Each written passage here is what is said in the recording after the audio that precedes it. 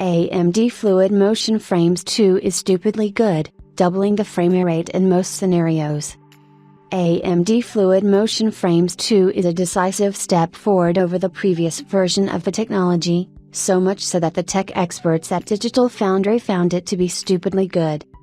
During the latest episode of their weekly podcast, the tech experts offered a first look at the new version of AMD's driver-level frame generation, highlighting how in the tested games, Control, Cyberpunk 2077 and Senua's Saga, Hellblade 2, AMD Fluid Motion Frames 2 typically delivered double the base frame rate with much better quality than the first version, which turned off in sequences with really fast motion due to the low quality of the interpolated fast frames.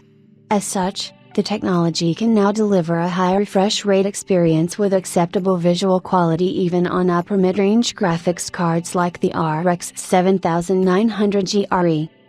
Despite the improvements brought by AMD Fluid Motion Frames 2, some issues still persist, such as visual quality issues for HUD elements, like the aiming reticle and control. Even so, the technology shows great potential, as it can deliver a great experience in both fast-paced games and slower-paced titles, even with a low base frame rate. In general, quality is better than lossless scaling, the application that offers frame generation on any GPU which is said to offer a 4x FPS option in the future, and while it cannot hold up to NVIDIA DLSS 3 and AMD FSR 3 frame generation for obvious reasons, AMD FMF2 is still great to have for games that are never going to get frame generation in any form, or emulated games.